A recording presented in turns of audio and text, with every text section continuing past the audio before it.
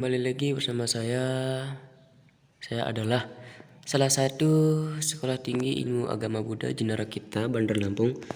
Baik, kali ini saya akan membahas tentang dana dalam agama Buddha. Baik, di sini pertama-tama saya akan memperkenalkan diri dulu. Di sini nama saya adalah Agus Setiawan. Nomor NPM saya itu 2020101008.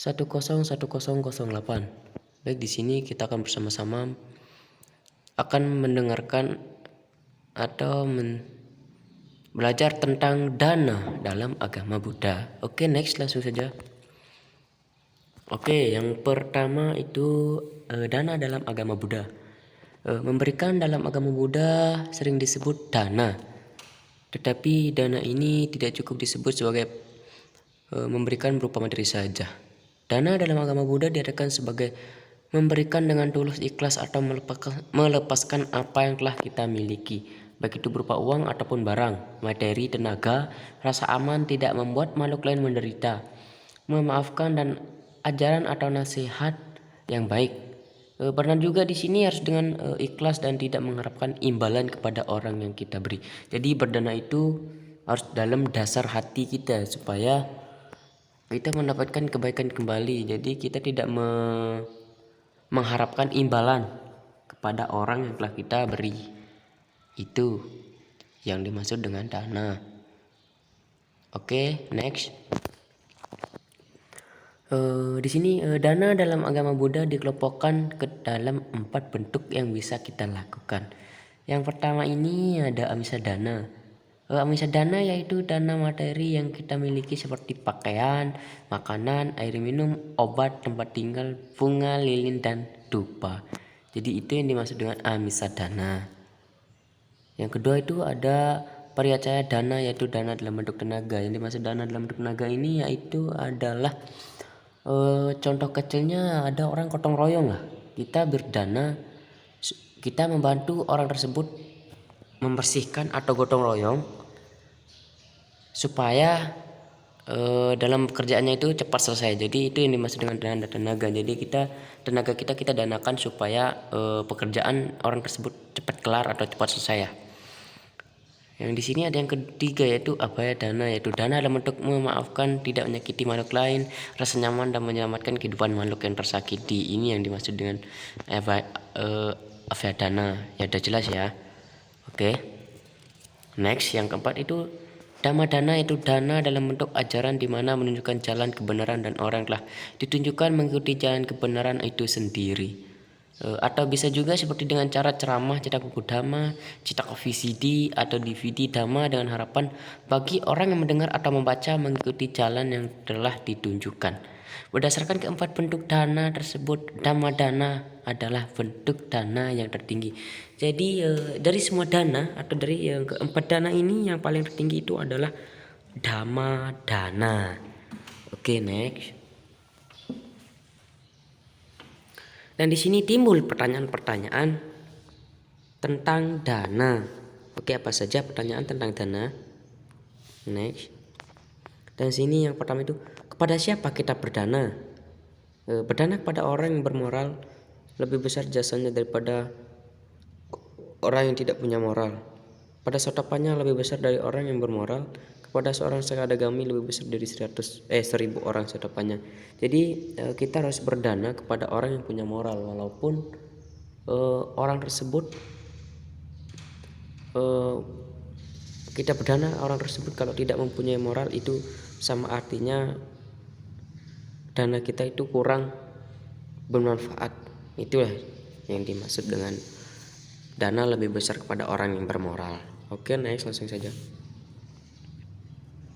Oke, di sini apa saja tujuan berdana dalam agama Buddha?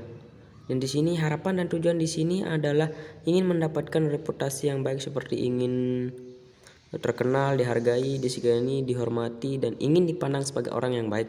Karena dasar inilah seorang terdorong untuk melakukan perbuatan berdana. Jadi di sini bukan karena mau dipandang baik saja, tapi ini harus berdana dengan keikhlasan hati. Dan sini tujuannya itu supaya orang tersebut menganggap kita bahwa itu berdana sangat ikhlas, supaya tidak dipandang dari sebelah mata. Yang dipandang dari sebelah mata ini artinya paling cuma mau cari muka saja, itu bukan ya teman-teman. Jadi berdana ini karena kita mau dijunjung, karena kita sering dijunjung ya, kita semakin bangkit semangat kita untuk melakukan kebaikan atau berdana. Next, dan di sini berdana lewat media sosial juga bisa. Dan di sini manfaatkan media sosial yang kita miliki untuk berbuat baik seperti berdana. Bagaimana caranya? Yang pertama ini di sini kita bahas adalah 3 cara berdana lewat media sosial. Yang pertama itu menulis artikel dhamma, kemudahan akses internet, merubah gaya hidup. Sebagai besar orang yang dulunya gemar membaca buku, kini lebih suka membaca artikel di internet. Hal tersebut dapat kita manfaatkan untuk menulis artikel dhamma yang bisa dikonsumsi masyarakat. Jadi di sini bukan lewat buku saja kita melakukan dana atau menulis tentang dana, dhamma dana. Di sini bisa juga melewat media sosial. Saya seperti ini contohnya, kayak membuat artikel terus kita akses, dan supaya orang-orang tersebut membaca dhamma atau dana di artikel internet tersebut. Oke, yang kedua, bagikan artikel dhamma di media sosial. Selain menggunakan media sosial untuk memposting aktivitas pribadi sehari-hari, manfaatkan juga untuk membagikan artikel dhamma yang didapatkan dari situs Buddhis di media sosial. Itulah, selain memposting aktivitas pribadi sehari-hari, bisa juga kita memposting artikel dhamma. Itu lebih bermanfaat. Dan di sini yang ketiga, buatlah konten dhamma yang menarik. Kita juga bisa membantu menyebarkan dhamma dalam bentuk yang lebih menarik, misalnya dengan membuat video yang bercerita tentang kisah Jataka, membuat kutipan-kutipan yang diambil dari kitab suci agama Buddha dan sebagainya.